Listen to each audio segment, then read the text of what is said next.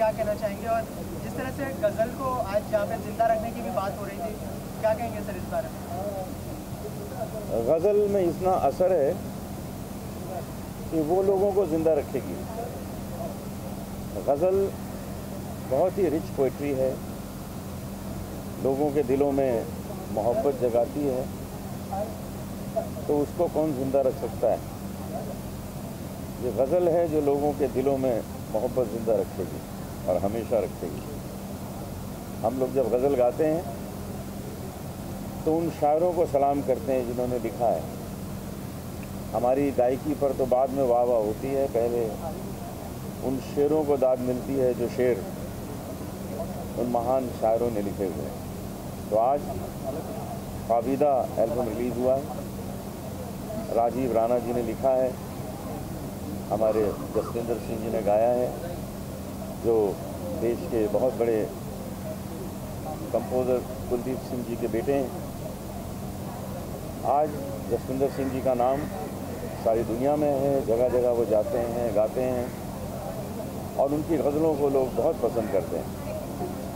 मैं बहुत खुशनसीब हूँ जो आज के फंक्शन में आया हूँ और अपनी तरफ से पूरी टीम को, टाइम्स म्यूज़िक को भी और भवन्स को भी अपनी ओर से मुबारकबाद देता हूँ। मैम क्या कहना चाहेंगे ख्वाबीदा के बारे में? और गज़ल को जैसे आपने कहा, आपने बहुत अच्छी बात कही कि गज़ल लोगों को जिंदा रखेगी, क्या कहेंगे? मैंने कहा कि हम लोग हमेशा अक्सर ये सोचते हैं कि गज़ल का फ्यूचर क्या है, गज़ल जिंदा कैसे रहेगी, लेकिन मेरा ये मानना है कि गज़ल खुद चुनती है कि वो कहाँ ज़िंदा रहेगी, किसमें ज़िंदा रहेगी।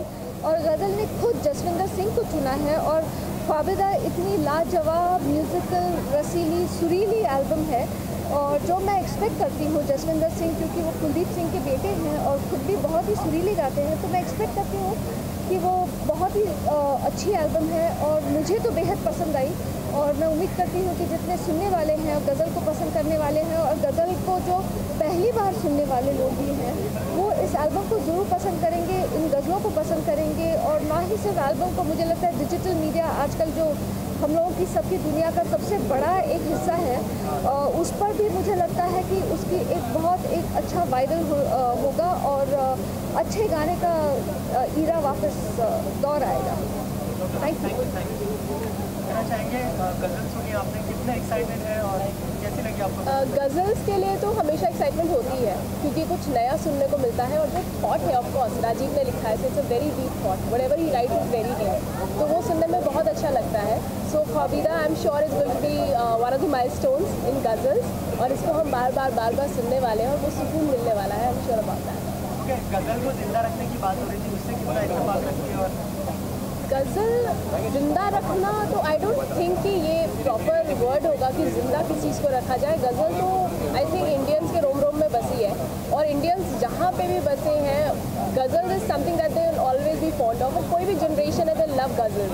सो आई थिंक और अगर अच्छे इस तरह से खूबसूरत से गाने बनते रहे, गज़लें बनती रही, तो हम गज़ल को और खूबसूरत बना सकते हैं, आगे तक ले जा सकते हैं।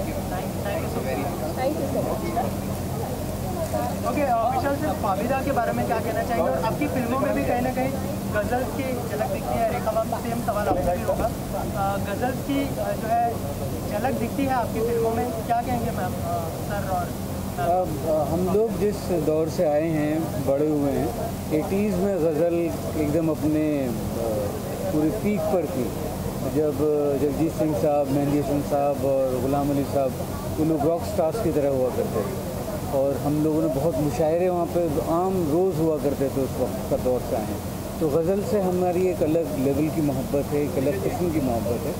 और ख्वाबीदा एल्बम बहुत ज़्यादा अच्छा है, जसविंदर बहुत अच्छा गाते हैं, इसमें तो और बहुत अच्छा गाया है और राजीव राणा जिन्होंने लिखा है, बहुत खूबसूरत लिखा है।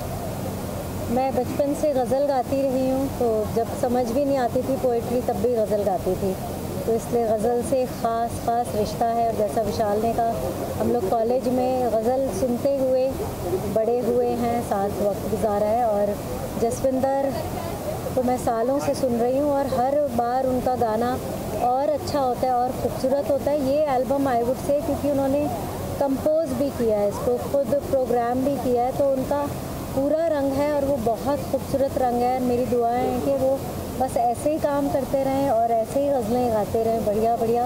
और Rajiv Rana, I am happy to discover him through Jaswinder, कि उन्होंने इतनी खूबसूरत गज़लें लिखी हैं।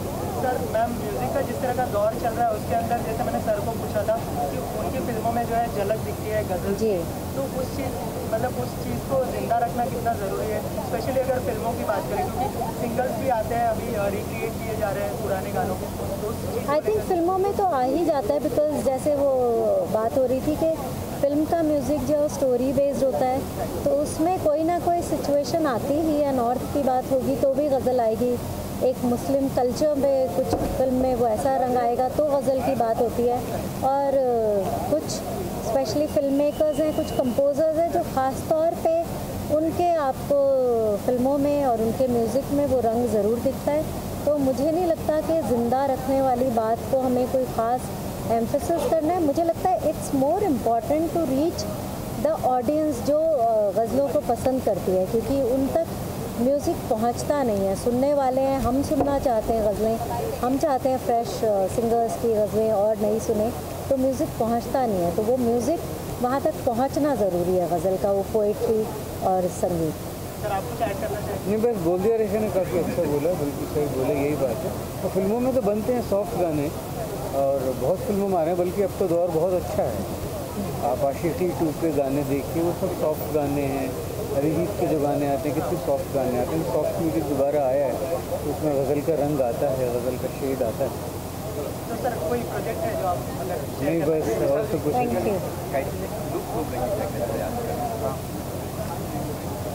नहीं, वो गज़ल का एक साइकिल भी होता है, वो घूम घूम के वापस आती रहती है। तो गज़ल तो कभी जाएगी नहीं, ना कभी यहाँ से गई है। फिल्म म्यूज़िक में क्योंकि अब आजकल फिर वो सॉफ्ट म्यूज़िक का दौर आया है तो लगता है कि जसविंदर जैसे सिंगर्स से वापस गज़ल वापस आएगी। Thank you. कुछ फिल्म मेकर्स ऐसे हैं जो गज़ल मतलब को जिंदा रखे हुए हैं, क्या कहेंगे सर इस बारे में? आबिदा के लिए सबसे पहले तो मैं राजीव राणा को और जसविंदर को बहुत बहुत मुबारकबाद देता हूँ। टाइम्स म्यूज़िक को बहुत बहुत मुबारकबाद देता हूँ और शुक्रिया अदा करता हूँ कि हमारे जैसे आर्टिस्टों के लिए ऐसी चीज़ें लेके आती हैं जो सुनना ज़्यादा पसंद करते हैं। और गज़ल गायकी जो है आपकी वो फ़िलॉसफ़ी पे बेस है, फ़िलॉसफ़ी का बेस है और आने वाली जनरेशन के लिए एक नई सोच है कि क्लासिकल से जब सीख के लाइट म्यूज़िक में आते हैं तो गज़ल गायकी से आपका डिक्शन क्लियर होता है, डिक्शन से आपकी गाने की सफाई होती है, तलफ़्फ़ुज़ सही होते हैं और ये हमारी मिट्टी की एक खुशबू है जिसको ज़िंदा रखना हमारा फ़र्ज़ है जो टाइम्स म्यूज़िक कर रही है। और आने वाली जनरेशन के लिए यही बोलूँगा कि जितना ज़्यादा हो सके अपनी मिट्टी की खुशबू को पहचानें। वेस्टर्न कल्चर हमारा नहीं है, वेस्टर्न कल्चर म्यूज़िक के लिए बहुत बड़ा दायरा है। जो हमारी खुशबू है, जो हमारी गायकी है और जो हमारा गला है वो हमारी मिट्टी का है। हम अपनी मिट्टी में जाके अगर आर्गुमेंट में अगर हम बहुत अच्छा करेंगे तो सोने पे सुहागा होगा। तो हमारी मिट्टी के अंदर रह करके हम अपनी मिट्टी की बात करें तो हमारा भी ज़िंदा रहेगा और वो भी ज़िंदा रहेगा, दोनों ज़िंदा रहेंगे। क्योंकि म्यूज़िक जो है ईस्ट और वेस्ट नहीं है, म्यूज़िक ईस्ट वेस्ट पति पत्नी की तरह है, पर हम अपने आप को पहचानें कि हमारी मिट्टी में कितना कुछ है छुपा हुआ। तो बस यही कहूँगा कि बहुत अच्छा लगता है और सुनने वाले जो है देखिए ऐसी चीज़ों को सुनने के लिए आप देखेंगे कि बहुत कम लोग हैं। एग्ज़ाम्पल के तौर पे मैं आपको बताता हूँ कि मेहदी हसन खां साहब का दौर अलग था, इतनी गंभीर गायकी और बेताज बादशाह गायकी, गज़ल गायकी के बेताज बादशाह, और क्या वो गा के गए हैं, वो गए नहीं हैं, वो यहीं हैं, उन्हीं को सुन के बड़े हुए। गुलाम अली खां साहब आ गए, उन्होंने उस चीज़ को नए तरीके से प्रेजेंट किया, वो उनका स्टाइल था लेकिन खुशबू तो मिट्टी की ही थी। जगजीत जी आ गए, उन्होंने जनरेशन को देखा, पोइट्री के अंदर में पिरो के रख दिए। उन्होंने देखा कि इसको इस तरीके से समझाएंगे तो इनको जल्दी से समझ में आएगा, जहाँ तक मैंने अपनी सोच के हिसाब से देखा है। वहीं पे हुसैन बख्श खां साहब को आ जाइए, मैं बहुत पसंद करता हूँ। हुसैन बख्श खां साहब की बिल्कुल गायकी अलग है। तो मैं अपने बचपन से ज़्यादातर सुना ही बड़े गुलाम अली खां साहब, बरकत अली खां साहब, नज़ाकत सलामत खां साहब, मेरे उस्ताद नुसरत फ़तेह अली खां साहब, भूरे खां साहब, पंडित विनोद कुमार जी जो मेरे गुरु थे, बड़े गुलाम अली खां साहब के शिष्य, मैं उनका शिष्य हूँ। मैं शुक्रगुजार हूँ अपने गुरुओं का, जिनकी वजह से मैं यहाँ खड़ा हूँ। मेरी औकात नहीं है कि मैं 2 कदम चल पाऊँ, लेकिन जो कुछ मेरे को म्यूज़िक में मिला या फिलॉसफी मिली है तो मेरे उस्ताद और मेरे माता पिता के थ्रू मिली है। तो इसलिए मैं आज की जनरेशन को कहता हूँ कि माँ बाप ने अगर आपको जन्म दिया है तो आप अपने आप को पहचानो, क्यों आए हो। फिर आपको गुरु ने दीक्षा दी है, ज़िंदगी आपको गुरु ने दी, आपकी ज़िंदगी को गुरु ने किस तरीके से पिरो के रखा, उस ज़िंदगी को समझना ज़रूरी है। ये नहीं कि मैं उसको देख रहा हूँ भाग लिए, उसको देख रहा हूँ भाग लिए, कब तक भागोगे। म्यूज़िक भागने का नहीं है, म्यूज़िक में पेशेंस चाहिए, पोइट्री में पेशेंस चाहिए, ठहराव चाहिए कि आप जो गा रहे हो आपको उसका मतलब पता है। वो मतलब जब तक हम नहीं समझेंगे गाना रह जाएगा, जिस दिन मतलब समझ जाएंगे पूरी मिट्टी निकल के आ जाएगी। बस तोसी रैना की तरफ से इतना ही सा मैसेज है आने वाली जनरेशन्स के लिए कि खुद को पहचानें, अच्छा म्यूज़िक लेके आएँ। हम लोग कोशिश कर रहे हैं, आप भी कीजिए।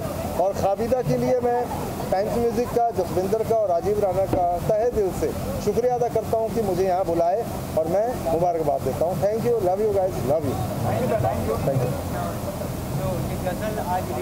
हाँ जी, हाँ जी। देखिए, बहुत कम लोग हैं हमारे देश में जो गज़ल का झंडा इस तरह से उठा के चलने की कोशिश कर रहे हैं, और मैं ये कहूँगा कि जसविंदर उनमें से सबसे आगे हैं, और जो परचम लहरा रहे हैं गज़ल का, और बहुत साल से लहरा रहे हैं। और मैं जसविंदर को तो लोग अब जानते हैं, अब देख रहे हैं, लेकिन मैं क्योंकि इफ्ता से हूँ, उनके पिताजी कुलदीप सिंह जी भी हम सब इफ्ता से हैं, तो जसविंदर को मैंने बिल्कुल बच्चे से देखा हुआ है। जो वो 2 साल का था तब भी गाना गाते सुना उसको, 5 का था तब भी सुना है, 10 का था तब भी सुना है, और आज वो जितने साल का भी है तब भी हम सुन रहे हैं। तो उसकी ग्रोथ को हमने not only as a singer, as a person, as a child, as a human being, सारी की सारी ग्रोथ उसकी देखी है। और वो कमाल का, जिसको बोलते हैं ना कि एक, मैं ये कहूँगा कि तराश तराश के जो एक शुरू से जो कुलदीप जी ने एक हीरे को निखारा है, वो हमारे सामने हमने देखा उसको निखरते हुए, और आज वो हीरा बिल्कुल बिकने के लिए बाज़ार में आया है, और बहुत सारे उसके चाहने वाले हैं। आई एम सो हैप्पी, और मैं बस यही कहूँगा कि मेरी बेस्ट विशेज़ हैं फाबिदा के साथ। और हालांकि जो शायर हैं राजीव राणा जी, मैंने ज़्यादा इनको नहीं सुना है, लेकिन अब इनकी बातें सुनने के बाद मेरा दिल कर रहा है कि मैं इनको सुनूँ। तो मैं वेट कर रहा हूँ कि कब मैं गज़ल सुनने का मुझे वक्त मिले। Wish him all the best, wish them great luck, गज़ल बहुत चले और पसंद आए लोग। स्पेट्स मिला, इसके पहले मैंने 15 पैजेंट्स भी किए हैं अपने लाइफ में, क्योंकि मॉडलिंग मेरे बहुत करीब है और एक्टिंग में के लिए मेरा बहुत जुनून है। तो वही चीज़ शायद यहाँ लेके आई मेरे को, फाबिदा से मिलाया मुझे, और Jaswinder sir, the great Jaswinder sir, उनसे मुझे मिलने की मौका मिला, और मैं अपना एक टैलेंट दिखाना चाहता था, और एक बहुत बड़ा स्टेज मिला मुझे, जो कि काफ़ी I am very privileged at the same time, very honoured to be at the great stage of Khwabida. And मैं टाइम्स म्यूज़िक का बहुत शुक्रगुजार हूँ कि उनके थ्रू मैं देख सकता, लाइक उनके थ्रू मैं रिलीज़ हुआ हूँ सबके सामने, एंड 18 कंट्रीज़ में रिलीज़ होने वाला है ये, और हमारा सबका जो टैलेंट है पूरी वो दुनिया देखेगी। एंड वो बहुत अच्छा लगता है दिल से जब आप बहुत अच्छे लोगों के साथ काम करते हो, एंड क्योंकि सब के सब बहुत मेहनत से पहुँचे हैं यहाँ पर, एक जुनून होता है दिल में कुछ करने का, तो वो अभी भी है। तो ये बस एक शुरुआत है मेरी, बाकी और बहुत चीज़ें आएंगी। I am related to MTV, I am related to lot of things, Bollywood and hopefully Hollywood also. सो एक चीज़ है जो ज़्यादा कहना चाहूँगा, एक शायरी है, तो सीढ़ियाँ उन्हीं को हो मुबारक, सीढ़ियाँ उन्हीं को हो मुबारक जो छत पर चढ़ने की तमन्ना रखते हैं, सीढ़ियाँ उन्हीं को हो मुबारक जो छत पर चढ़ने की तमन्ना रखते हैं, वे अपना रास्ता खुद बना लेंगे जो आसमान छूने की तमन्ना रखते हैं। तो वैसे कुछ ख्यालात हैं मेरे, और बस शुरू किया मैंने। Thank you so much guys and love you all, thank you.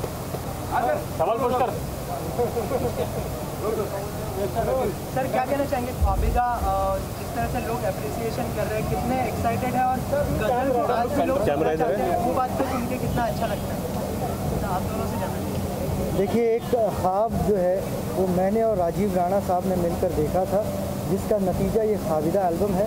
और आज इस लॉन्च फंक्शन में हमें बहुत ही अच्छा लग रहा है कि जितने भी सेलिब्रिटीज़ आए, गेस्ट आए, हमारे दोस्त आए, सभी को जानलेवा जो हमारी गज़ल है और खाम खा गज़ल बहुत पसंद आई।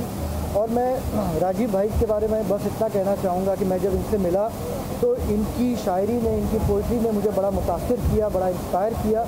और इनकी ख़ास बात है कि आसान लफ्ज़ों में एक गहरी बात बयां कर जाते हैं, ये इनकी ख़ास बात है और यही ख़ाबिदा की गज़लों में है।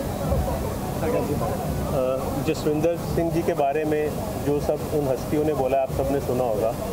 इनसे अच्छा गज़ल गाने वाला आज इस दौर में हिंदुस्तान में कोई नहीं है। और जिसके बारे में जावेद अख्तर साहब कह चुके हों कि जगजीत सिंह जी के बाद अगर कोई गज़ल को निभा सकता है वो जसविंदर सिंह जी हैं, तो मैं कौन होता हूँ बताने वाला। मैं तो बस इतना कहूँगा कि इस पत्थर की खुशकिस्मती थी कि पारस के साथ आके खड़ा हो गया, तो थोड़ी बहुत चमक मेरे में भी आ गई। Thank you. सर, कोलैबोरेशन कैसा हुआ आप दोनों का? क्योंकि जैसे हमने गज़ल में देखा कि काफ़ी मतलब ऐसा लग रहा है कि एक ही जन ने ये बनाया है। हाँ, एक जिस्म दो जान कह सकते हैं। नहीं, बिल्कुल। मैंने जैसे पहले बताया कि मैं जब राजीव साहब से मैं मिला तो इनके एक लॉन्च में मिला था और मुझे इनकी शायरी, इनके गाने, इनकी पोइट्री बहुत पसंद आई थी और मैंने इनसे दरख्वास्त की थी यार कि अगर कभी मौका मिले तो मुझे भी आप मौका दें।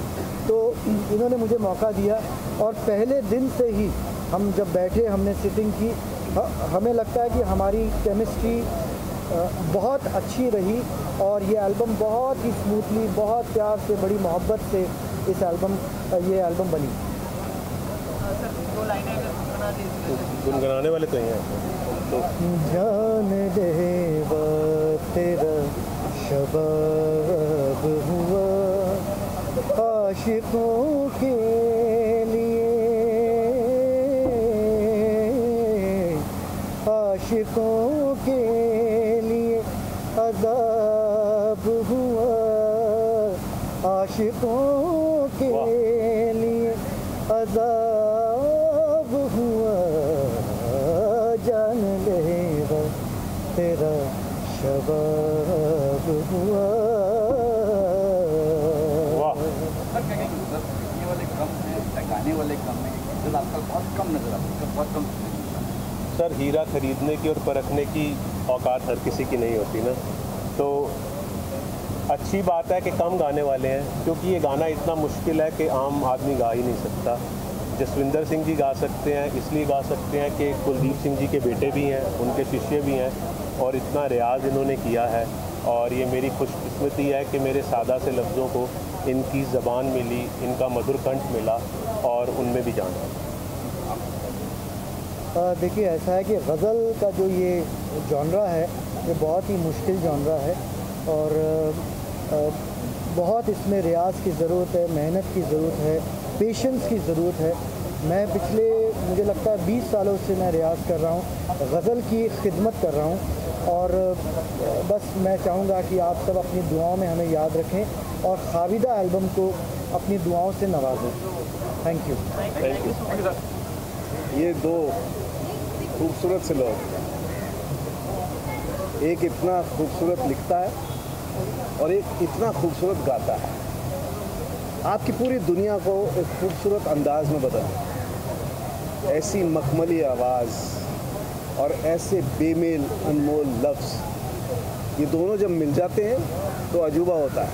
वो अजूबा है ये ख्वाबिदा, ये एल्बम। जो भी इस एल्बम को सुनेगा दूसरी दुनिया में चला जाए। I am sure Jaswinder is wonderful singer, इतना खूबसूरत, इतनी मखमली आवाज़, इतना प्यारा गाना।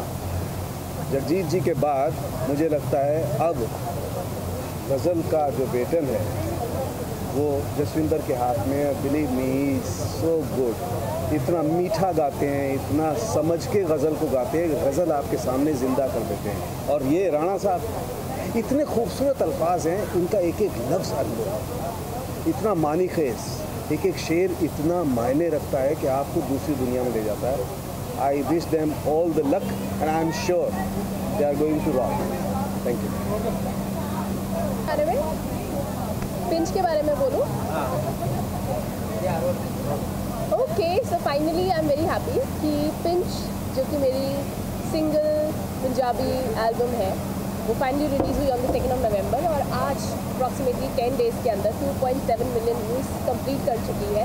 सो I Malika wants to thank you all कि आपने उस गाने को इतना सराहा, इतना पसंद किया and I am very much sure कि आगे मेरे आने वाले गानों को भी आप इतना ही प्यार देंगे।